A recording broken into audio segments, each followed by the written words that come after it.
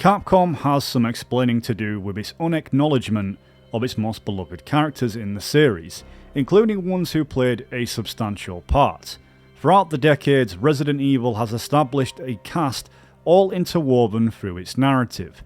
The start of the series brought us Jill Valentine alongside Chris Redfield, who had more than many appearances in the future, and still remains to be actively a playable protagonist, or rather included into the story within over 10 games including movies, and possibly may appear in a DLC for Resident Evil 9. Jill, however, hasn't seen an appearance for over a decade, at least in a game, with Revelations alongside Chris. Death Island marks Jill's first canonical appearance since then. In the film, Jill is shown to be suffering from PTSD stemming from her abduction by Wesker and her time under the control of the P-30 parasite.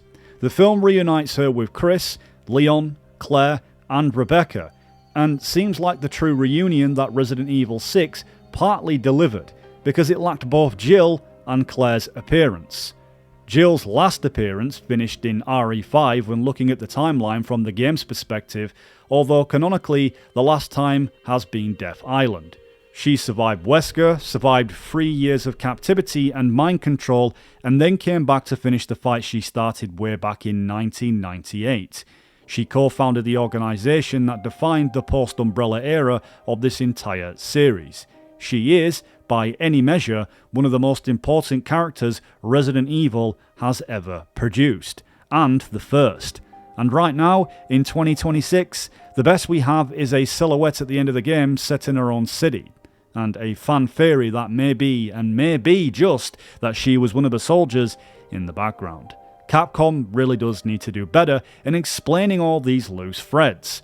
Jill Valentine deserves a real ending, or better yet, a real continuation, just like everyone else. Claire! It's so nice to see you. And then we have Claire Redfield, who is the younger sister of the BSA operative or former STARS member Chris Redfield himself. Since her survival in the Raccoon City incident in 1998 where she first met Leon, Claire became involved in several biohazard outbreaks around the world, prompting her, as well as Chris, to devote her career to combating the threat of biological weapons. She survived RE2, protecting Sherry Birkin, playable twice in the series and of course makes a return as Leon's analyst.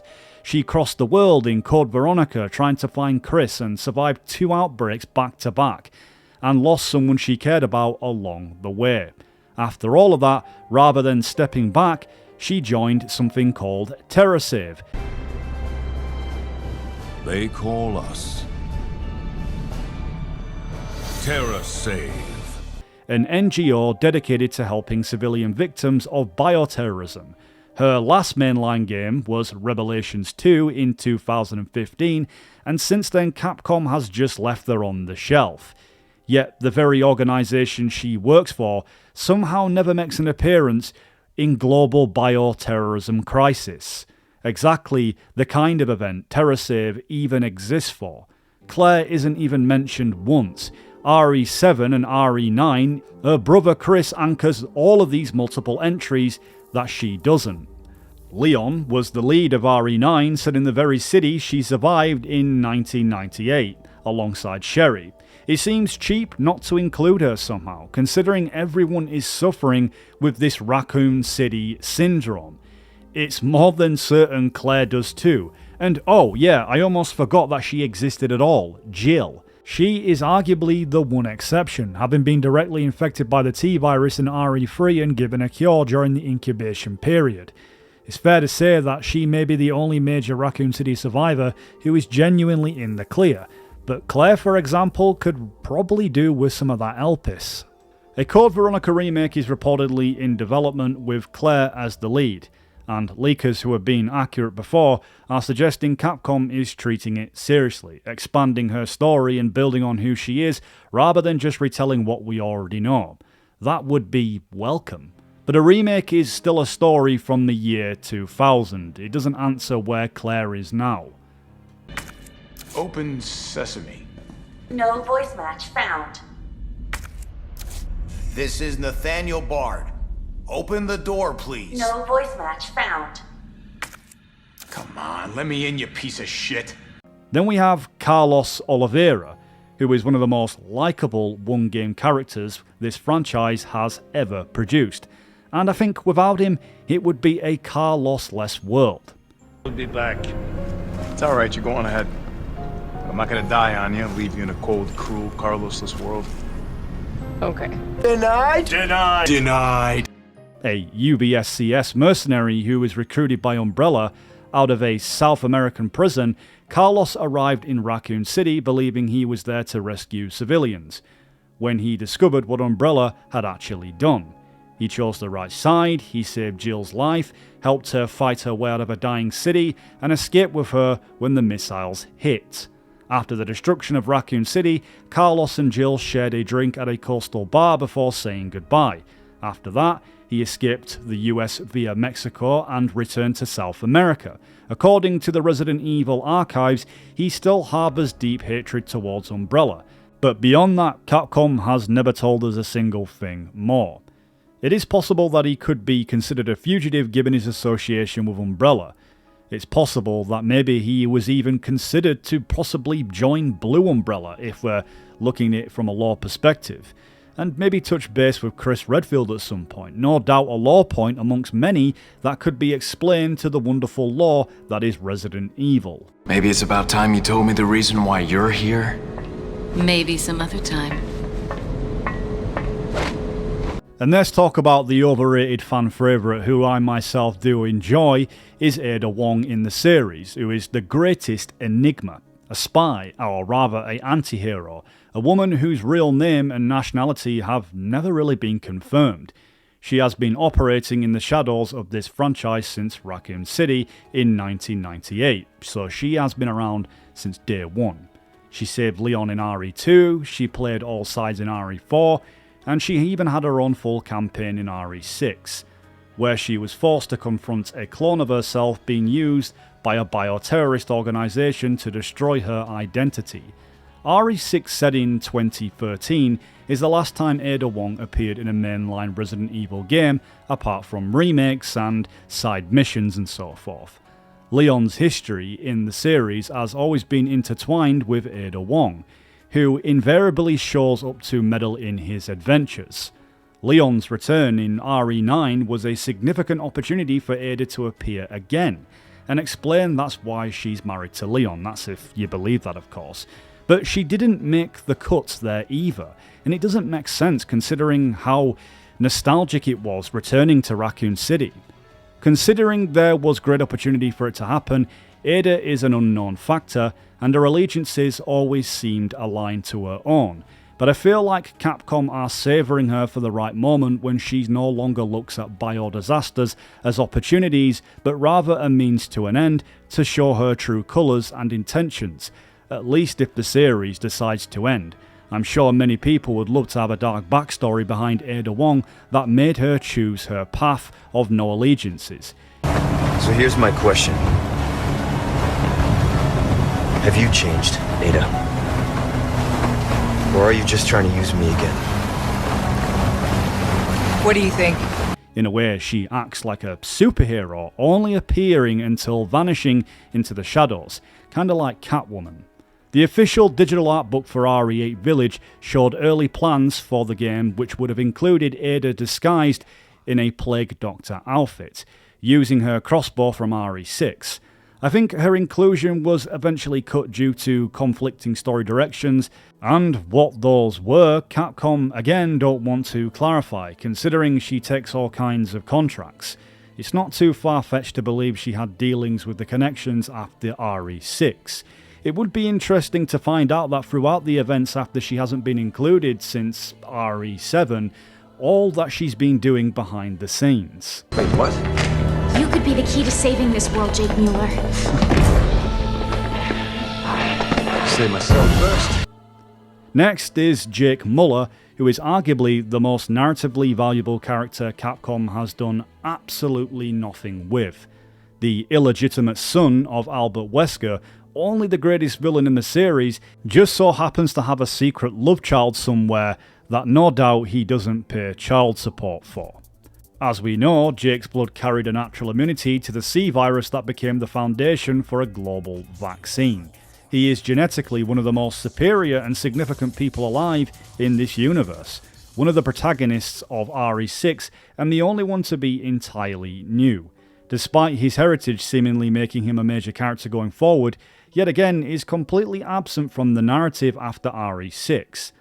At the end of the game, he vowed to fight bioterrorism on his own terms.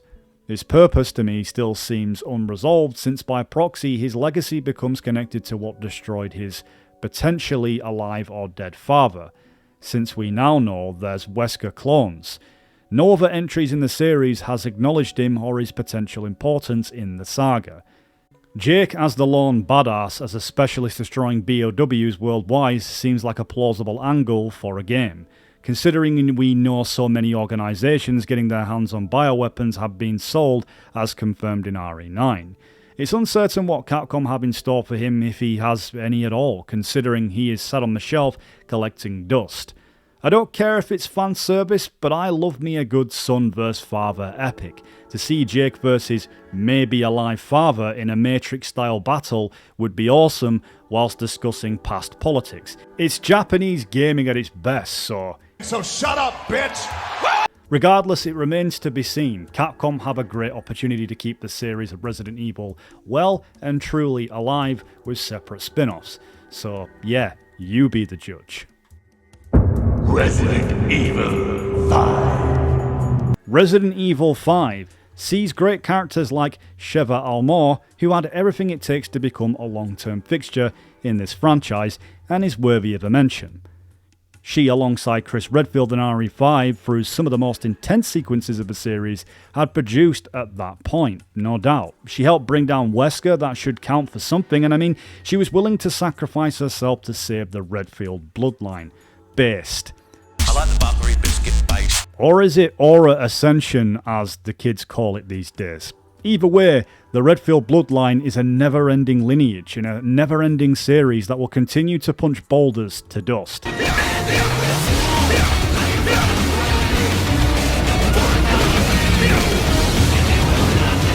Since RE5, Sheva has only been referenced in a single email in RE6, which indicated she was still working with the BSA at the time. Her story after that is a complete mystery. Sheva has only ever appeared in one game in the series, and yet she remains a firm cult favourite amongst fans who would love to see her return in all her Red Riding Hood getup as well as tribal uniform.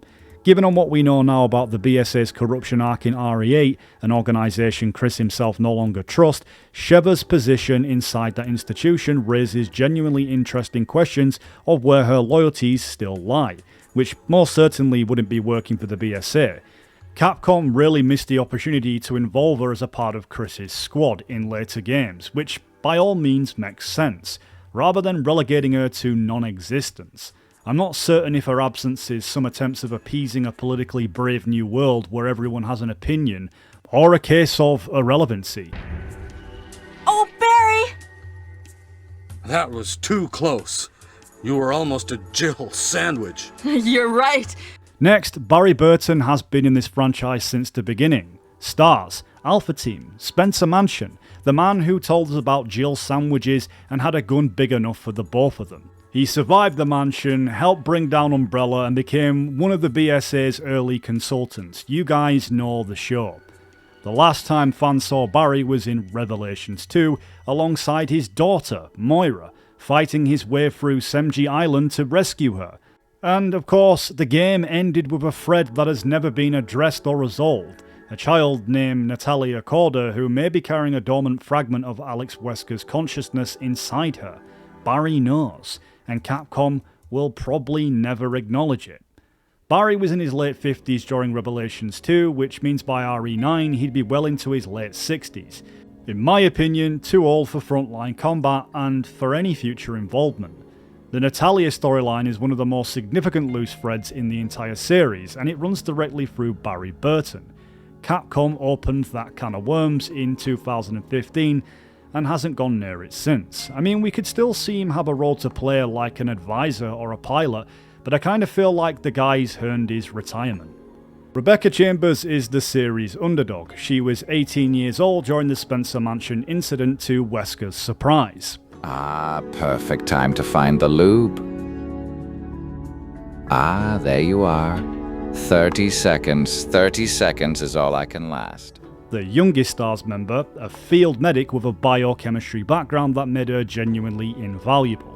RE0 showed her at her best, navigating an Umbrella train and research facility alongside Billy Coing the night before the Mansion incident even began. So you could say that she's a day one before even the day ones. After all of that, she transitioned away from field work and entirely into research, which actually makes complete sense for who she is.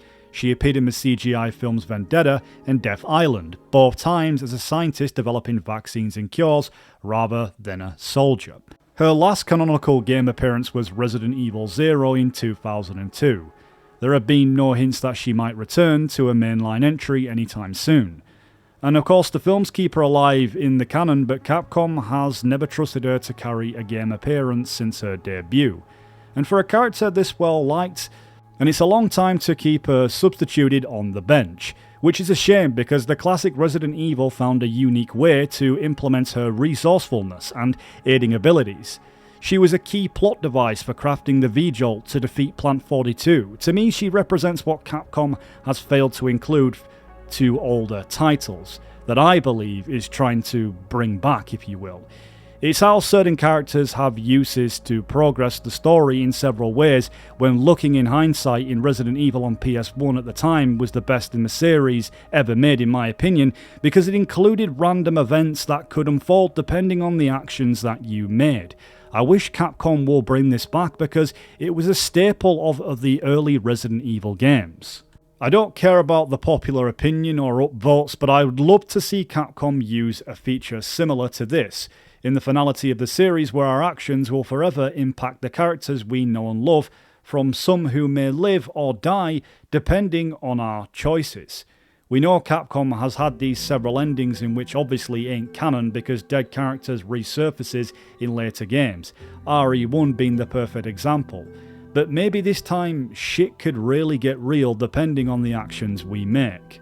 I've always found it interesting, the idea that a video game that ends based on a decision we make will impact the next game through a story progression system on paths that we have chosen. But aside from the point that I've made that I doubt anyone really cares about, Capcom haven't really further expanded on the issue that clearly will need some explanation. RE6 is the wound that this franchise has never fully healed from. Released in 2012, it was the most ambitious thing that Capcom had ever attempted with this series. We had 4 campaigns, a sprawling global story, fan-favourite characters, all seamlessly sharing screen time where the stories interconnected. On paper, it was everything the fandom had been asking for, but clearly in all of its blossom lost its roots, and RE6's failure is the reason that new protagonists have been introduced and the franchise once again takes place in more contained areas instead of trying to have more of a global scope. RE7 revived the series and brought back survival horror, but instead of the continuation of preconceived characters, it instead demonstrated the highly new intuitive mechanics and first-person system, the original vision of Shinji Mikami. Aside from the remakes, RE8 was a commercial and critical hit, but in fixing what RE6 broke, Capcom created a different problem entirely, and they have spent a decade pretending it doesn't exist.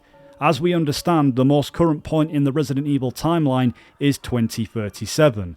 The Shadows of Rose DLC is set 16 years after Ethan Winters sacrificed himself in the village, and serves as the conclusion to the Winters family storyline, and is ahead of RE9. To some, it seems like Rose is the continuator of the series, from a girl who had already demonstrated she can reshape reality inside a mycological consciousness. Rose Winters is on paper the most powerful protagonist this franchise has ever introduced, and that is precisely the problem. It goes without saying Resident Evil was built on vulnerability, on running out of ammo, on the sound of footsteps behind the door and not knowing if you can survive what's on the other side. And Rose Winters, as currently written, threatens to dissolve it completely. If the protagonist can rewrite reality, where does the horror come from? And where does the survival elements live when the character is functionally untouchable? It wouldn't feel like a Resident Evil game.